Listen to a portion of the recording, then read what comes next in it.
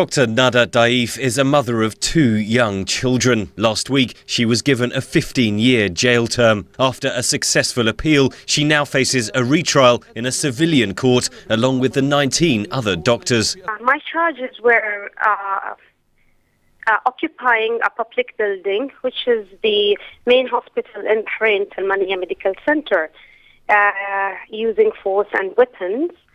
The other serious one was inciting of overthrow of the regime in Bahrain. My only crime, sir, is that I did my job. I obeyed to the oath. I helped people. 99% of the medics, 99% were all Shia. So I think we are being targeted based on our sect. Dr. Dhaif helped set up a medical tent at Pearl Square in central Bahrain, the focal point of the anti-government protests in February and March. Human rights groups estimate more than 30 people died and hundreds were injured as security forces cracked down on the protesters. The Bahrain government said the protesters were occupying the site illegally and accused them of plotting to overthrow the Sunni Al Khalifa monarchy. Dr. Dhaif says she was not arrested until after foreign troops arrived from Saudi Arabia in March to aid the Bahraini government. They stormed into my house. I didn't know who those people were. They were wearing civilian clothes, fully armed with weapons and guns. And they were all masked. And I was pulled out of my bedroom and I was thrown in a civilian car. Dhaif says she was forced to sign a confession. I signed many papers in many occasions. And they would beat me and kick me and spit on me.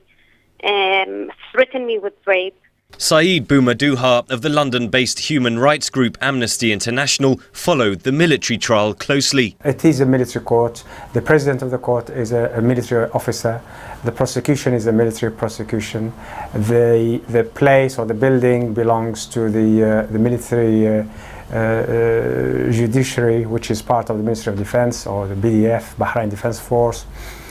Trials before these courts have been grossly unfair. Dr. Dhaif has been released while she awaits the retrial.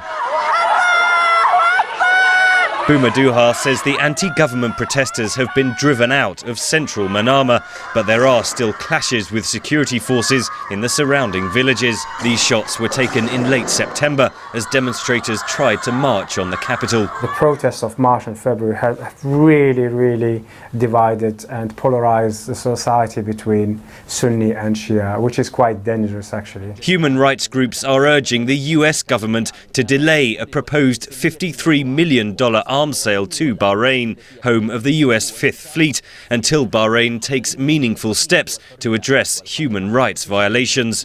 Henry Ridgwell for VOA News, London.